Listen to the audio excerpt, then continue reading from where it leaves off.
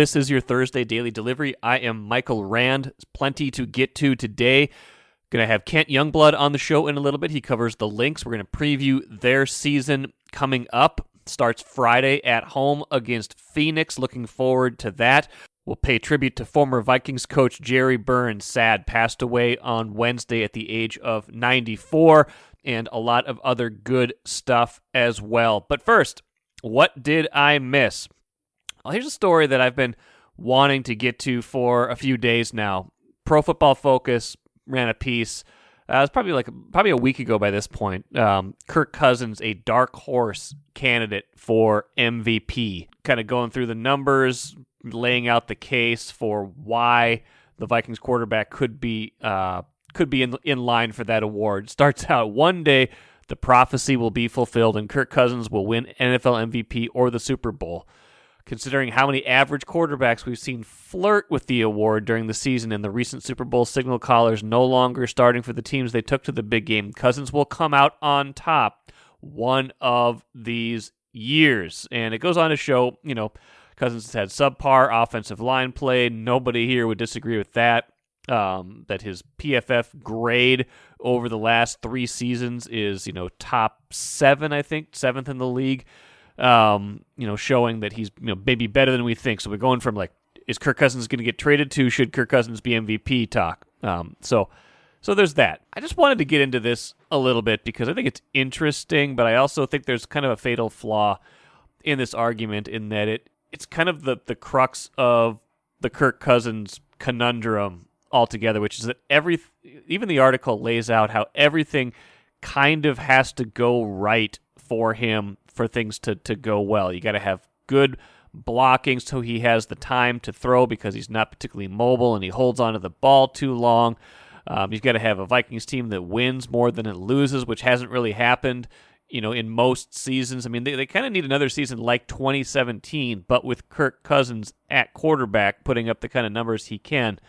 That's not impossible. I'm not saying that can't happen, and I'm not saying I'm saying there's a slightly better chance of that now that they've added a couple more, new pieces to the offensive line in the draft with Christian Darrisaw and Wyatt Davis. But generally speaking, Kirk Cousins types of quarterbacks aren't the guys who are winning MVP. If you look at the last 14 years of MVP history, it's actually picking a quarterback, thinking a quarterback's going to win it, that's smart. There's only been one non-quarterback to win in the last 14 years, and that was Adrian Peterson of the Vikings in 2012. But if we run down the list, 2020, Aaron Rodgers, 2019, Lamar Jackson, 2018, Patrick Mahomes, 2017, Tom Brady, 2016, Matt Ryan. I'm going to circle back on that one in a minute.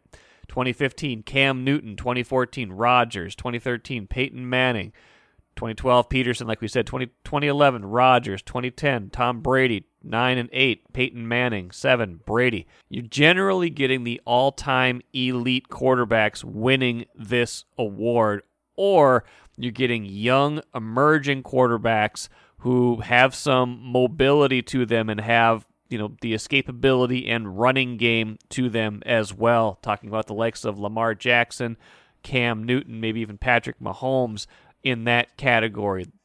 Matt Ryan is really the only quarterback in that whole mix that I would consider somewhat comparable to Kirk Cousins. And, he's had a very good career, but had the kind of career year in 2016 where everything falls into place. Atlanta goes 11-5.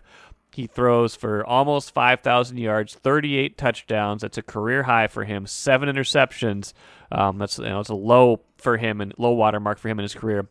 And he wins MVP. It's just one of those years where everything comes together and he wins the award. That's the kind of thing Kirk Cousins would need to have happen if he is going to win that award this year or sometime in his career. I'm not saying it's not possible. So I think that the premise of the article, it's not way off base, but I also think that the quarterbacks that are above him in the PFF grading, they're above him by enough that there is a level that he is below them, even if he's just right below them in the grading.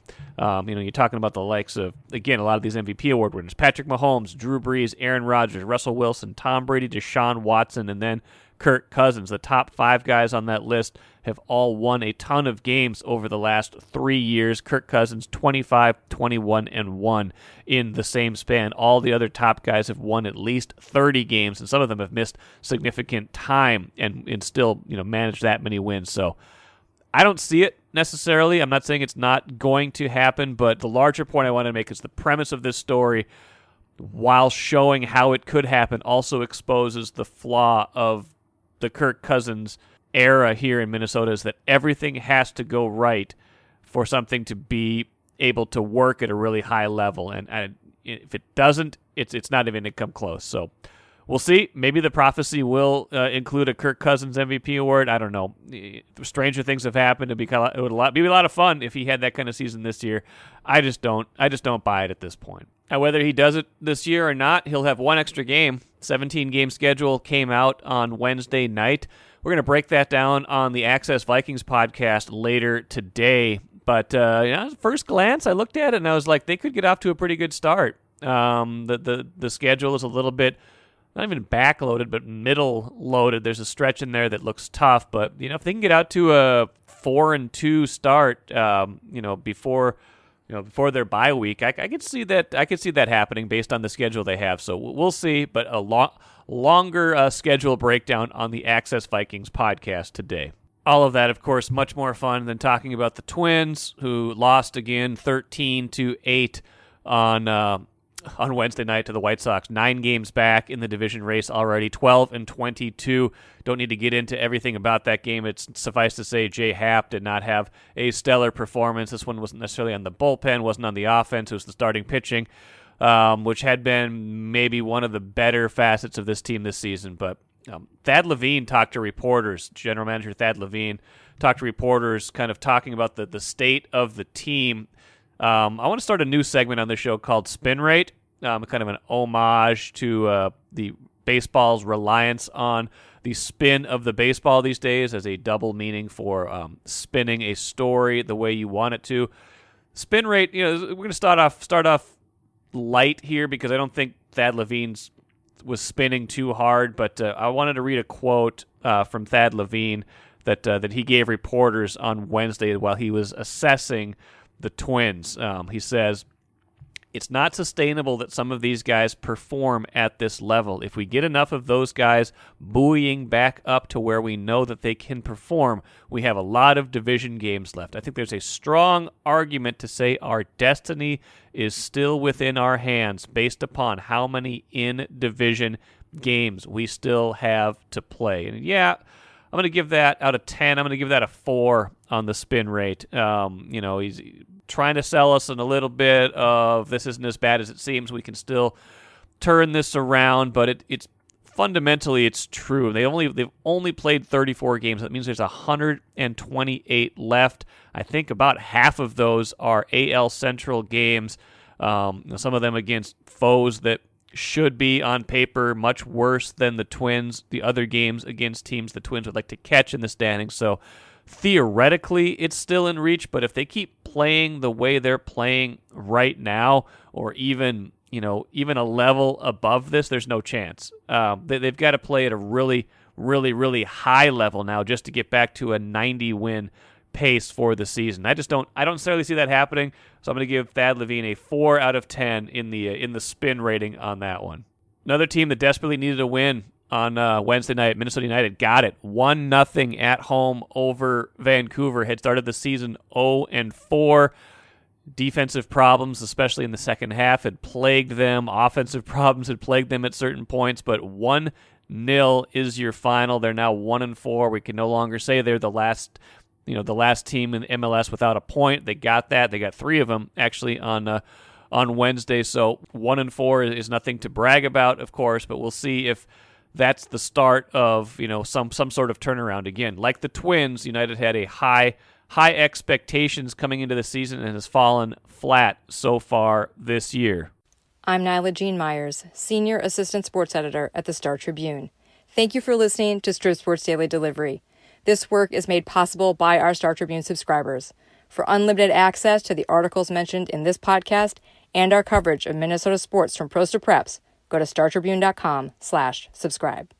A team that hopes to avoid a similar fate, Minnesota Lynx. Season starts Friday. I had a chance to catch up with Kent Youngblood, who does a great job covering the Lynx for the Star Tribune for a season preview segment. I hope you enjoy that right now.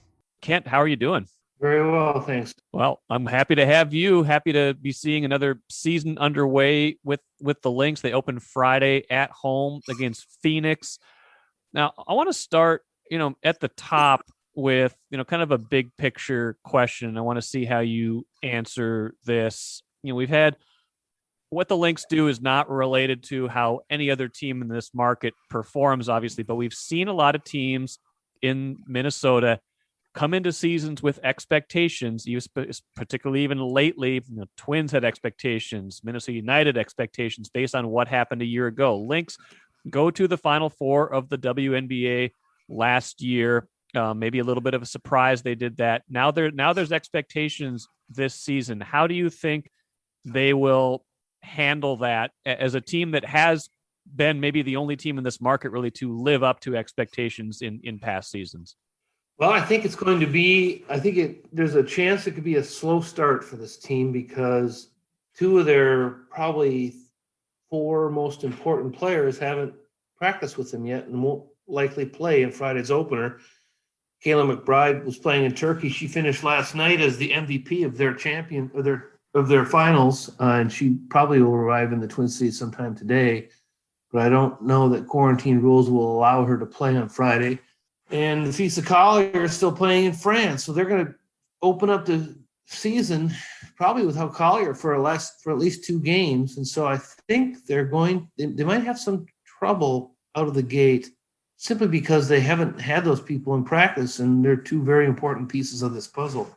So how do they navigate that? That's interesting. That, is this, I can't remember past years. Is that, I know there's been some later arrivals, but it feels like the later arrivals have been more later in training camp. I can't remember players missing the start of the season, but you can correct me if I'm wrong on that. Don't hold me to it, but I believe that in both cases, their seasons went a little longer because there were COVID-related pauses during the season.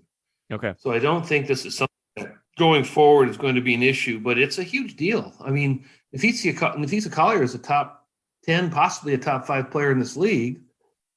And Kayla McBride, I mean, we saw what she could do in that, in Turkey this year. She's a scorer.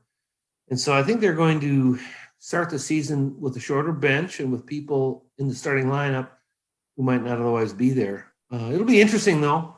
Fowles is healthy, Sylvia. Yep. We'll be able to see Ariel Powers for the first time. It'll be interesting.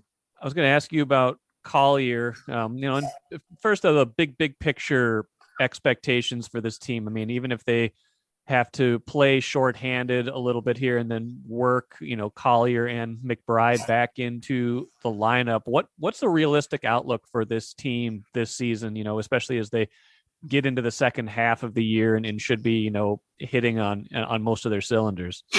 I think they are in the conversation to compete for a title, frankly. And that's not easy because this league is much, much better than last year. Last year, because of the bubble and the COVID issue, a number of really good players didn't take part. Elena Del Don didn't play. Liz Cambage didn't play.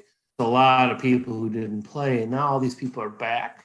The level of talent coming out of college continues to get better. The league is still at only 12. There's a real concentration of talent. I think this is a very deep league. I think Las Vegas is going to be much better with Cambage back. I think Washington, which was a playoff team last year, will be back. It's going to be difficult, but I think they can compete. And Collier's a big piece of that, obviously, finished in the discussion, not a primary factor, but it was at least in the MVP voting last year. I've seen some things where, top 5, top 10 power rankings for her this year, which is earned and deserved. Where do you think she fits into the league landscape in terms of that? And what's a year 3 step now that she can take? Well, first of all, go back to year 2. So often players have a bit of a sophomore slump. She took an enormous step last year. You watch her play and she's not and she's athletic, but she doesn't maybe look as slick as some players. But look at her numbers at the end of the day. She's a great 3-point shooter. She is good in the paint. She's an efficient. Her field goal efficiency is good, and she's a good defensive player. I don't know that there's many better two-way players in this league. And this year, I think they're going to take even more advantage of her ability to move without the ball. I think they're going to employ a lot of high post center offense like you've seen out of the Lynx in the past. And I think they're really going to start catering to her even more than they have in the past. Well, they got more depth and high quality players around her. I think that'd be fair to say than they had. The last 2 years they've been good. They've made the playoffs, but they did some work here in free agency. How do you think? Is she the kind of player that gets even better as you put even better players around her? Because she doesn't necessarily always need to have the ball to be effective. Well, the gut reaction is to think, oh, they have all these scorers. It's going to be harder to score. But I think the Lynx are going to have a lineup when they're all there that is going to spread the floor better than you've seen maybe any Lynx team spread the floor in the past. Because even when they were great, they were not a great 3-point shooting team. This is a team more built for today's basketball than maybe any Lynx team you've seen. They're going to take, I think, more 3-pointers. They're going to space the floor. And I think the addition of McBride and Powers in particular is going to create a situation where you can't double team a player like Fowles or like Collier or like McBride. I think it's to everybody's benefit when there's that kind of talent on the floor and so many people capable of scoring both inside and on the perimeter. Now, I feel like Cheryl Reeve has wanted to play this way for a few years and has tried to make a roster like that. Is this more even leaning further into that idea and getting the pieces that she really wanted to be able to play this style and evolve into that more kind of modern style of basketball? Well, yes, but she said even this week in after a practice that she is not driven by analytics. She's aware of them, but she's not driven by them. When it comes to offense, her number one rule is don't turn the ball over, get a quality opportunity each time down the court. Having said that, yes, you have to have spacing on the floor in today's basketball game. One thing she is determined not to do is to force the ball to Sylvia Fowles like they have so often in the past, which has resulted in turnovers. So I would say that, are the Lynx now an analytics team? No. But are the Lynx maybe more prepared to play in this age of basketball? I'd say yes. I think McBride's a career 360 something, I think, 3-point shooter. Powers can shoot the three. Fee can shoot the three. And even Dantas, forget that Dantas, Banham, and Carlton were all 400% or better last year from three. So I think it's going to be a very interesting offense to watch. Last year without Fowles over the final 13 games of the regular season, they were the most efficient offensive team in the league. Now that she's healthy, obviously a huge defensive presence, a low post score. What does she bring back into the mix, presuming she is, going to be healthy and available for, the vast majority of this season? Well, they were 10th in the 12-team league in defensive rebounding last year. They will instantly become a better defensive rebounding team, which is very important.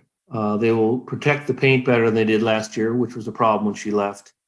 And so the question is, how will she reintegrate herself into an offense that really traditionally kind of catered to her? And I think the answer will be that, she's still a 60% shooter inside in the paint.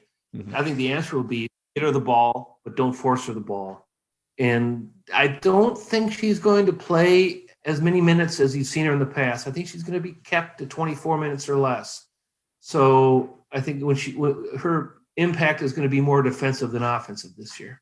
Yeah, that makes sense. And, can kind of play two different ways based on whether she's on the court or not to a degree. The player that will be tasked with getting her the ball in a lot of cases, Crystal Dangerfield, their second consecutive rookie of the year last season, with Collier winning in 2019 and Crystal Dangerfield winning last season in the bubble. Lynx fans haven't even seen her in person yet because of the way last season played out. You mentioned the propensity for that second year slump that Collier avoided and then some by having such a great year a season ago.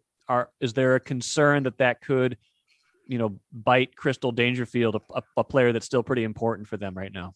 My sense was we haven't been able to watch practice because of COVID. My sense was from listening to Coach Cheryl Reeve was that Crystal started out a bit slow in camp this year.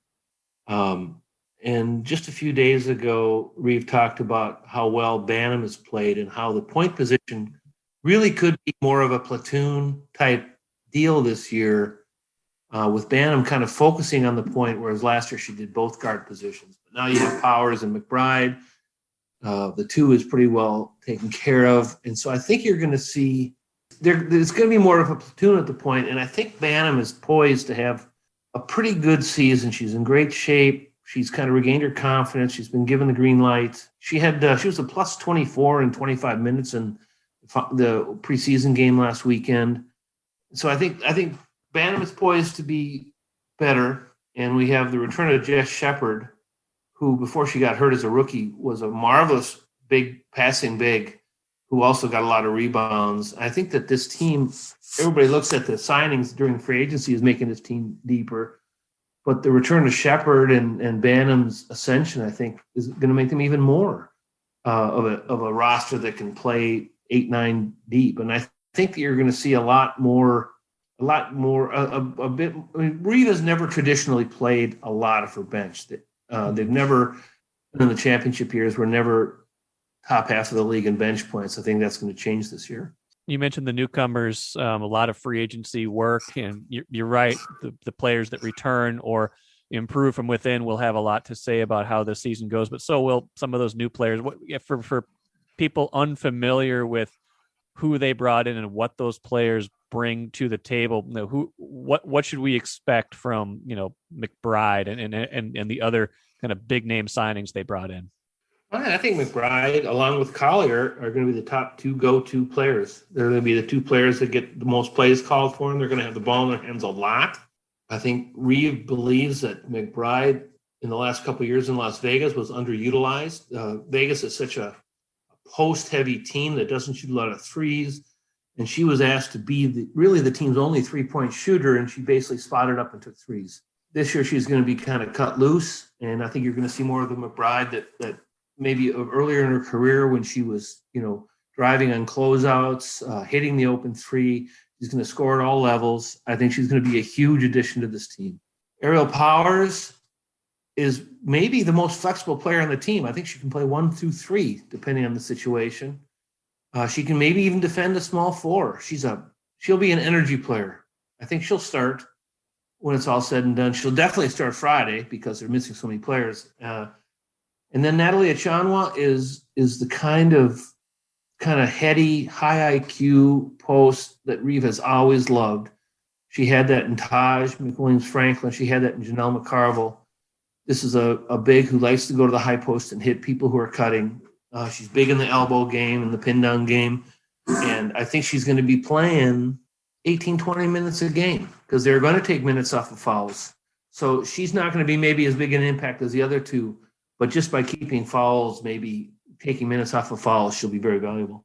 So Angel McCautry from Vegas tore ACL the other day. That puts a little bit of a dent in some of their depth, but that's still a team to watch, like you mentioned. What about the rest of the league as we kind of finish up here? Who, if the Lynx, realistically are a title contender, which I think you're right they are, who's going to be their primary competition this season? Well, you can. I think Seattle's going to struggle a little bit defensively. They lost a couple of players, including Natasha Howard, who was very big in that regard, but they still have the best player in the league in Brandon Stewart, and they have a dynamite depth at the guard. I don't think you can count them out. Vegas, they took a hit with Angel, but they got Liz Cambage back, and they got Kelsey Plum back, who missed last year with injury. So I think they're going to be very good. They went to the finals last year without Cambage, and now they have Cambage plus Asia Wilson, who's maybe the second or third best player in the league. I think they're going to be somebody to watch. I think Chicago, they have a great backcourt, and they added Candace Parker. That could be, and I think they're very well coached by James Wade, the former Lynx assistant. So I think they're a team to watch. And Washington, assuming Elena Del Don is healthy, was really decimated by COVID issues last year. Still made the playoffs. very tough league in the top 5-6 spots. Yeah, I mean, this league is And just... don't forget Phoenix. They got Rossi, and they got Brittany Griner back. Well, this league is just stacked. When are they going to expand? Because it feels like there's just not enough. There's not enough roster spots for the quality that comes out of college basketball now. No, it's really true, and I think that's been. They kind of Engelbert, when she took over the league, I think the first thing they wanted to address was the CBA, and they got that out of the way. And I think that you'll find that expansion will be a topic that's going to be on everybody's lips this year, because there is. I mean, you've got 12 teams, and most of them are going to keep 11 players this year. That's not a lot of basketball players. That's just not a lot of jobs. 130. That's like 132. I mean, the NBA probably has. Well, you got 12 active, 15 total. The NBA's got like probably 3 times as many players. Well, they got 30 times 15 man. Yeah, rosters. 450. Yeah, I mean, it's a lot. Yeah, and I think, as you can see, I mean, you're gonna. I think when the final cuts are made this year, you might see a couple of first round people don't make squads. Wow, Wouldn't it be interesting if at some point if somebody like a Cheryl Reeve were able to get together a team and start their own franchise? I mean, it's interesting. You kind of see that happening, in Atlanta, where Renee Montgomery is kind of part of the group there. I mean, I do think that I think that this is a growth. I think the WNBA is a growth industry. Yeah. We'll see where the Lynx wind up in it this year. I'm looking forward to this season. It should be a fun year for them. Looking forward to them being back at Target Center, being fans in the stands as they work towards limited capacity at first, but working towards even more people in the stands starting Friday against Phoenix. Kent Youngblood does a great job covering the team. Follow his work on StarTribune.com and in the newspaper. And Kent, we'll check in with you again on the Lynx down the road. Okay. Yeah, I appreciate it's interesting. It'll be fun to watch a team that. I mean, I did a story that will run Friday, asking Reeve, she kind of admitted that if this team is 100% and stays healthy, it can compete for a title. I asked her the last time she really felt that heading into a season, and she said it was 2017. I mean, Sylvia Fowles is the only player left from the team that won the title, in 4 years ago. Yeah. She has completely turned around the roster and is now poised to at least compete for a title without ever having not made the playoffs. I think it's a remarkable transformation. 100% agree. You just don't see that. I mean, and drafting rookies of the year with the number 6 and number 16 picture helps, and being a model franchise that attracts free agents helps as well. So the roster building has been as important as anything else. But yeah, those are good points. Looking forward to how the season plays out. Friday against Phoenix is the opener. Kent Youngblood, thanks again for joining me, and we'll talk to you again soon. Thanks a lot, Mike.